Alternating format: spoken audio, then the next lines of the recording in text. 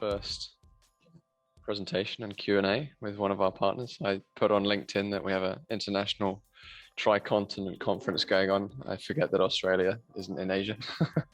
Forgive me for that, Mike. But yeah, I just want to introduce Mike. So Mike is one of our partners in Australia. He is doing some absolutely incredible things with tourism, particularly sustainability within tourism. So I'll let him introduce himself. He's the CEO of a company called Wedgigo, and also the underlying analytics platform called Hemisphere Digital. So take it away, Mike. So thanks for the intro.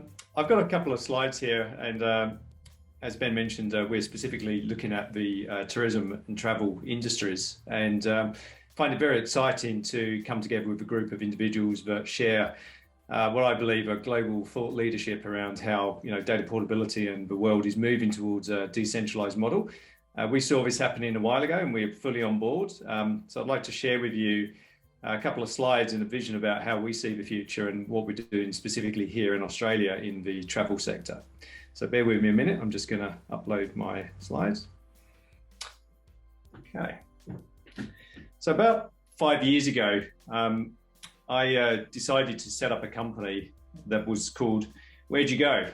And the company was set up mostly out of a passion that I had for being outdoors and my history as a biologist many years ago when I used to work in natural resources management.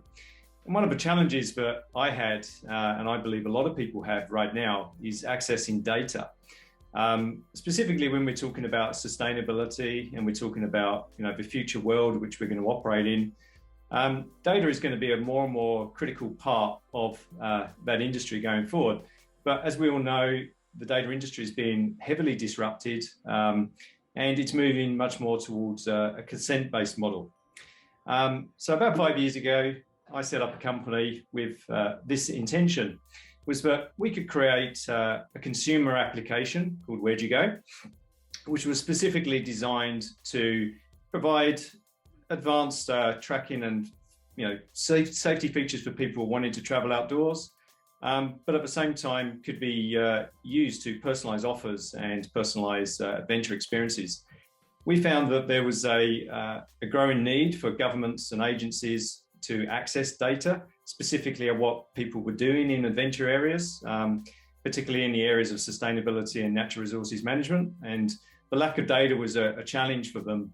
And the traditional ways of collecting data were not readily available.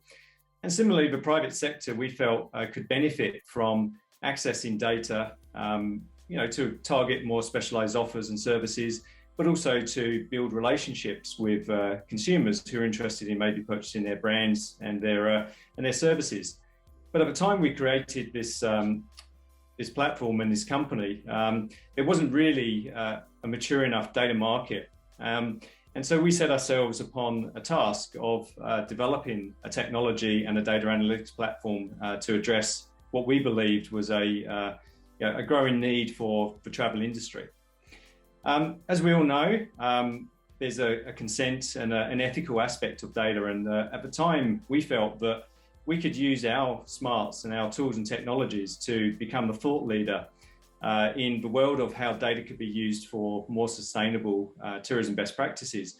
And we flippantly use this slide here to say, well, data and technology can be used for two things. We can make ourselves incredibly rich and be very much self-focused, or we can focus on the people, the planet, the profit, and we can give back.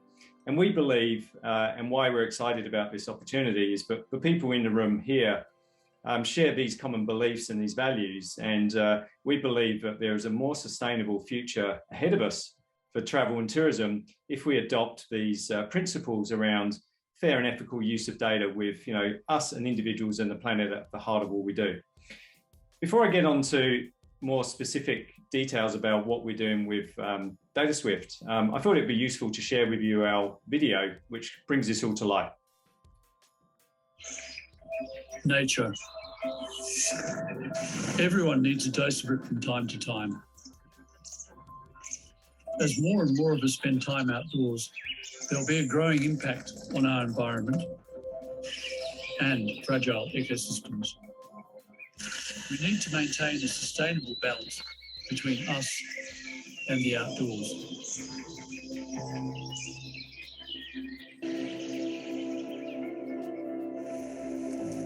And that's where we come in. Hi, I'm Mike. And I'm Tim. And our aim is to better inform everyone on how to minimise their impact on the natural world. It starts with good planning and ends with modifying your behaviour to better suit your specific environment.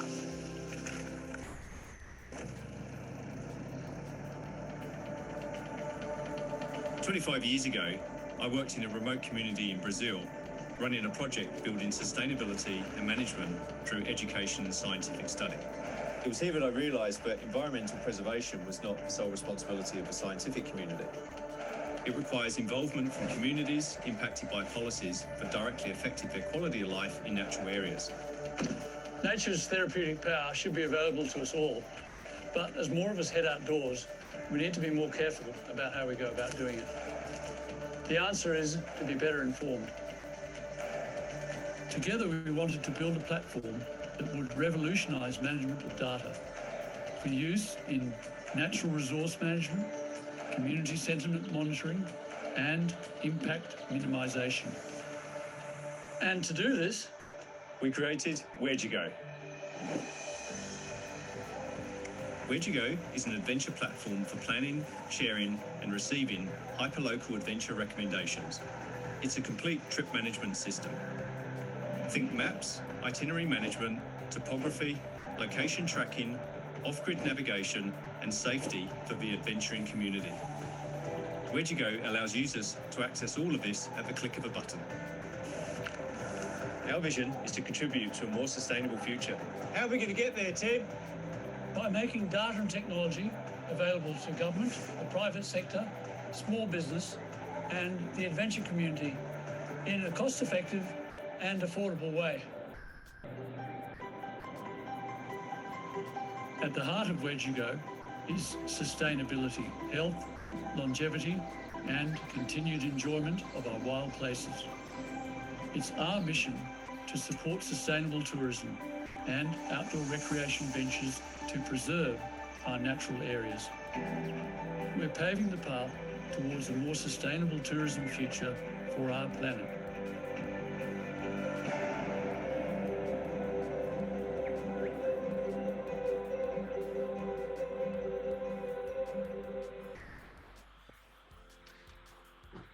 So I hope you enjoyed that short promotional video, and I think that captures really our vision about what we're trying to achieve much more eloquently than I can do face-to-face via slides. But really, the key challenges that we faced as an organisation was that it's all very good and well to have a vision around data portability, but the significant costs and the infrastructure requirements in order to build that from ourselves, we felt was really quite a challenge too far. We know what we do best. We provide great technology for consumer experiences. We're very good at data analytics. And we know that there is a huge demand and a growing demand for access to data. But we felt that the better way forward for us was to partner with an organisation such as Dataswift that had an inbuilt technology through their data passports that could be embedded into our app in order to create this join between what we were collecting in terms of data from our adventure community, who gave data and consent to us as an individual, for us to then share that with government, for them to use this data for more involved policy making, for social outcomes and improved infrastructure around tourism, but also to share this data with private sector, brands, special offers, tour operators, and a whole range of different private enterprises that could benefit from better understanding of consumer data in order to better their experiences for our adventure community. So this concept that we have around us in partnership with a data passport for data portability really helps us achieve our vision. And we couldn't do this without the support of a platform such as Dataswift. In terms of what we're trying to achieve, and Ben and I had a chat about this, and I think his reference was he liked what we do because these have real, tangible, practical outcomes on the ground. We're not talking here about hypothetical situations. And what I'm going to share with you are 4 specific use cases that we're working for in Australia right now, but extended out into the Asia-Pacific market. And so I mentioned about what we believe we could do to achieve a more sustainable vision. And we categorize it into 4 main areas. So we believe that organizations, individuals and governments should have fair and access to data and technology, and it should be in a cost-effective and affordable way. We believe that data should be shared in an ethical way for the explicit intent of benefiting the community. And the big tech companies in the past have been using data for their own purposes, but not necessarily with the best intent. So we believe that the ethical use of data is the way this is going forward. We've been working quite closely here in Australia with First Nations peoples, and we believe that we have a responsibility to provide them with tools and technology to reduce the inequality gap. And why shouldn't they be equal to us on the level playing field when it comes to use of data and tech? And us as an organisation, we intend to invest our profits in the business for minimising environmental impacts and supporting responsible tourism education. And so the 4 areas that we're focused on right now, which specifically relate to the use of data, is firstly in terms of tourism recovery. So we're working right now in Australia with the Australian government to provide data and insights to them so that they can provide help and assistance, data-driven insights to help the local economies recover from quite a catastrophic tourism series of events through the pandemic, or more recently in Australia, as you see, through fires and floods. We're also seeing that the use of our data can be used to directly be used for recommending how more recreational activities can be implemented, because we can directly now prove that people using trails, walking national parks, and a whole range of different outdoor activities have a direct financial and social impact to their local communities. And that data has been unavailable to local governments in the past. So that's a direct benefit from just the adventure community sharing their data for the benefit of the adventure community and those council areas. I mentioned Indigenous tourism, and so specifically here, for the first time ever, we believe that we've enabled a mechanism for Indigenous tourism operators to collect data specifically from people participating in cultural tours and activities, and for that information to be put directly back into policies to promote the growth of Indigenous tourism as an industry. And that data hasn't been available in the past through traditional data capture techniques. And lastly, some of the areas we're working on are specifically in the environmental focus. So again, people volunteering their whereabouts in outdoor recreation areas can be directly fed back into the government to manage biosecurity threats. And if you're familiar with Australia, there are some significant foreign invasive species which have catastrophic impact of destroying quite a large endemic fauna and flora population. And so access to data specifically for putting in policies to maintain natural areas is a direct benefit that we're seeing from sharing data in a consent-driven way. So that's it from me in terms of a presentation. You would have seen from the seminar pre-briefing session, Cameron Crowe and Rob Taylor also were on that discussion with myself and Ben. They're unavailable here to take questions, but I'd be more than happy to take any questions from the room. Thank you for your time.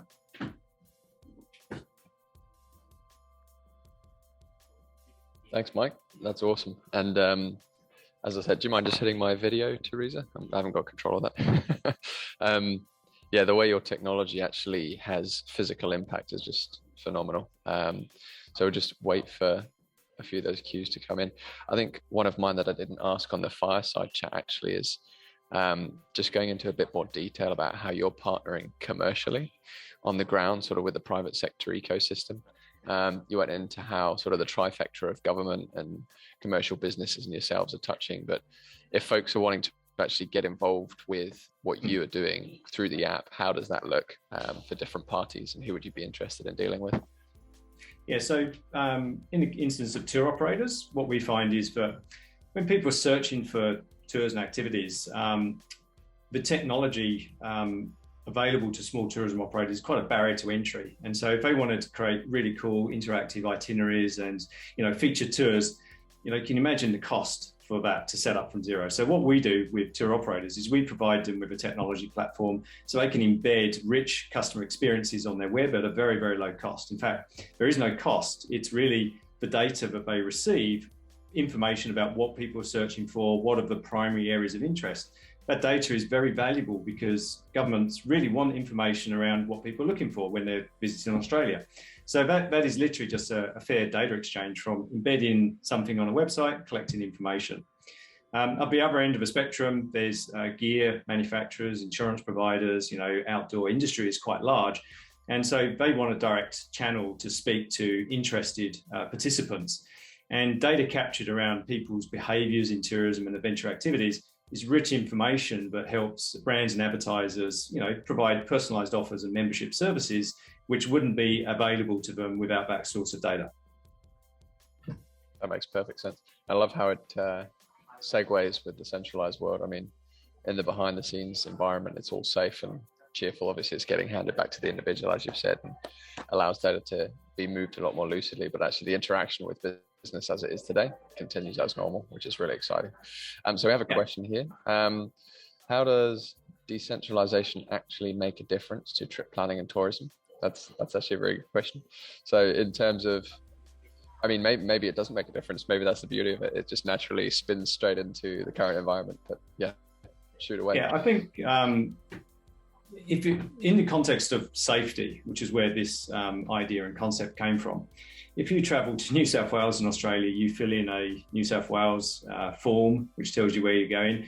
You move to Victoria, you fill in a Victorian form. You move to New Zealand, you fill in a New Zealand form. You move to Canada, you go to a Canada form.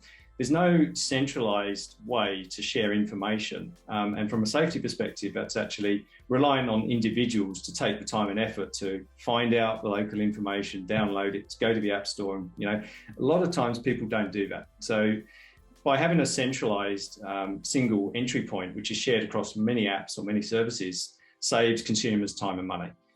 It also means that data is more centralized and more available to gather rich information that could only be achieved if you happen to have a data sharing agreement with multiple apps, which we know is going to be incredibly difficult in a more privacy regulated environment. So right now, it probably doesn't have an impact, but we see the future trend being that there's a more direct benefit for you having a single data passport shared across multiple apps, rather than expecting you to go to the App Store and have a download for every single individual experience. So that's how we see the world working. That's great. So I hadn't thought of it from that perspective. Usually I've got technical head on, so obviously privacy, legal compliance, but yeah, it's more a seamless user journey as well, which is fantastic. Yeah, definitely. On that note, I mean, what other apps are out there doing similar to you guys in terms of trip planning or sustainability related to tourism, that kind of stuff? Yeah, there's quite a few. I think everyone's heard of Strava. Everyone's heard of Map My Ride, Map My Bike. So we're not the only technology out there that is providing trip planning experiences. I think the point of difference here is that we focus very much on being a technology platform. So we don't necessarily have to be the brand. So we have our own community, which is very focused on adventure, hardcore adventure, and that's our brand. But the technology platform could be used by anyone who wants to develop a relationship with someone who's interested in travel and tourism.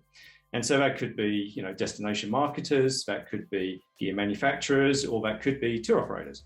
And so I think the point of difference is that we're trying to become a technology and data platform, not necessarily the exclusive brand that offers, itinerary management and adventure experiences. Yeah, that makes sense. And on that note, do you see other folks potentially considering adopting this? Or what is the future of the market once you've broken ground here? What does that look like? I really don't know, to be honest. I would like to think that we're quite a collaborative community. People who've been in tourism and adventure travel tend to be quite friendly and collaborate. So my hope is that the broader social benefit that we're trying to achieve here is that data is transportable across multiple use cases, government needs, private sector needs, individual needs. It would be quite selfish of us to try and be the exclusive owner of that. So we feel that this is more of a collaborative, almost like a social movement. We would hope that more like-minded companies such as yourselves adopt these principles rather than thinking about us as being, the sole provider of a service in a particular industry vertical. That makes sense. Yeah, it's kind of interesting to think through people's willingness to do it as well, actually, and then B, what happens when they do open up. Because a lot of the conversation in various verticals, that yours is very unique actually, because it's so consumer centric in terms of like the engagement factor. So when you look at banking, it's more about credit scores, whereas you come to tourism, it's actually very much a leisure activity. It's not business as usual.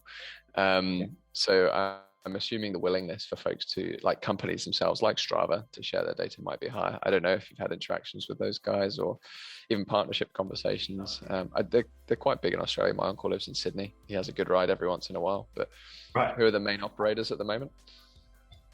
Yeah, I mean, the content's great. It's actually it's the individual that owns the content. So for us, content's really irrelevant. It should be you and your choice to put it wherever you choose. So, I don't see us competing. I see us as hopefully achieving the same goal. I think they've got a little bit more money than us, so they might get there a bit quicker, but that's just the world we live in, unfortunately. Yeah. And I think your guys' USP is the bit that really always gets me. So I'd never actually applied any thinking to how do you get what you're doing, trip planning, adventure activities, to link to actual sustainability in a way that drives impact.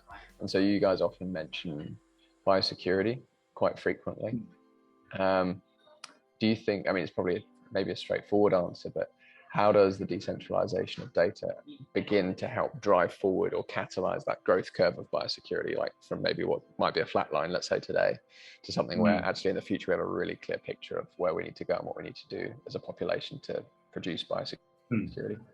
So I think most people are completely oblivious to the impact that they have on the environment around them. And I think, we talked about this border control. So you enter into Australia and you'll tick a form, which is, have you carried anything in your feet? And once you're traveling around Australia, there are certain borders which, will not allow you to move seeds, plants, and so on. And that's very much border centric. But on the ground here right now, I mean, there's a lot of impacts from foreign introduced pathogens, which you wouldn't even be aware of, to be honest. And the challenge that governments and the natural resources sector have is they don't have resources, the money to get enough field biologists out there to study and to capture data. So the scale of the problem is almost, not really taken that greatly because they don't have the data and the facts to support it. So by being able to take data in the field with you via mobile apps and via encouraging individuals to participate in that via consent or sharing their data, you've effectively crowdsourced an entire scientific operation. And that is really very little cost for an individual to participate, but has a significant benefit to governments who could receive that information. The knock-on effect you'd hope would be that then money would be funded into natural resources management in order to make more tracks more accessible so that they don't get shut down as a knee-jerk reaction to prevent these biosecurity threats from spreading. And that has to be a benefit to the community. Why would you want to stop walking on your favorite track? So it's more of a social, outcome that you relies on community sentiment. But that's what we believe data portability enables the mechanism. Yeah, that's huge. I actually hadn't thought of it that way. So the picture you've just painted being you turn everybody into basically IoT. Every walking human being becomes a sensor for the environment, be it their foot traffic or what they're saying. Does your platform allow folks to take photos? Like, what are the kind of the data metrics that are actually being absorbed from individuals and taken back for analysis? Or visualization, either one. In the case of biosecurity, risk of missing identification is a problem. So no, we don't specifically ask people to take photos. What we do ask for is geolocation. And what we do know is likelihood that they've been in an area pre and post trip. And so that information specifically around where people are traveling and whether they've likelihood passed through an area that has a biosecurity threat is rich information in itself. Do we want to get down that path of scientific identification? Probably not. I wouldn't think that fits our community or our risk profile. That makes sense. Yeah, that makes sense. And in terms of, we've got a few questions, so I'm going to go through a couple of these soon. But in terms of who sees the outputs of this, so do governments come to you guys and they request to see the data, or are you just offering up to them in reports? Like, what's the actual relationship there? So this is where the other part of our business comes in, the Hemisphere digital platform you talked about, specifically for analytics. So a lot of what we feel is our point of difference is there's a lot of emphasis in collecting data and making sure that it's compliant and you're not breaching any re-identification rules or any cybersecurity breaches. But when it comes to publishing data, certain people should and should not receive information. And so we've put a lot of emphasis on determining which industries and which geo-regions should have access to data through this automated analytics platform. A lot of the government agencies are not aware that this capability exists. So we're in a process right now of going through and actually speaking to them and showing them the direct benefit of third-party data that they probably wouldn't even be aware of because they don't happen to be living in our world. They're living in scientific world and not even aware that this industry exists. So there's a fair amount of education involved, but we've specifically designed our data analytics platform to allow for that fair and equal distribution of insights to only relevant, competent people who should receive the information. That makes sense, yeah. And I hear what you're saying in terms of awareness actually at a government level, because often, I mean, as Irene was talking about in the introduction, the centralized world is fairly used to itself by now, which actually means a lot of static data and data decay, as we call it. You know, you get given a piece of information, but then because you're not in touch with that person live, because you've centralized the information, that data actually becomes irrelevant quite quickly. And so what you guys are offering is live data analytics essentially, or at least on a week by week basis, which is a kind of a shock to the system. So yeah, that's really interesting, building that relationship. So we've got a question here from Paul Verman. He says, your platform hosts the data owned by your data sources, government, etc., or not? Good question. Good question. Depends on the consent. So in some instances, we pass it through and we just make sure that it's anonymized and is published according to a set of business rules and logic. In some instances, we receive the data, we store that, we process it ourselves, we apply differential privacy, and we then send that out to individuals. Where we want to get to, and this is the conversation we've had around the data passports, is adapting your consent model into more of a more rigorous consent around what level of aggregation different organisations should have access to. We haven't got to that point yet. That's where we see the future is going. So yes, we do hold our own data, we do pass data through, but we're working on that consent model. Yeah. And Paul, for the record, on the personal data account front, when data is absorbed into PDAs, it belongs and is legally owned to the owner of that data account. So that's the beauty of it being the underlying infrastructure for what we're doing here with tourism. It allows people to safely absorb information and share information, either anonymously or non-anonymously, knowing that they actually own it and license that information. So I think we've got about 30 seconds left. So we'll just ask, when's this going live? It's live already. Can we start planning our trips on where to go? What's the deal? A lot of the platform is live. The consumer app is not yet live. That's in beta. And so we have a live use case actually with Rob Taylor from Waytalk, which is pushing this. So we've had to test it in remote areas. And we're hoping that this is going to be launched for early May to coincide with quite a big conference where we're going to do an announcement there. So a lot of it is live, but the full consumer application is going to be live around about early May. Fantastic. Thanks, Mike. Really appreciate your time and educating us on that. And as you said, as I said at the beginning as well, one of those things that most people aren't even aware of these days. So it's absolutely fantastic and very exciting actually that it's coming out. So we look on with anticipation for the live full launch.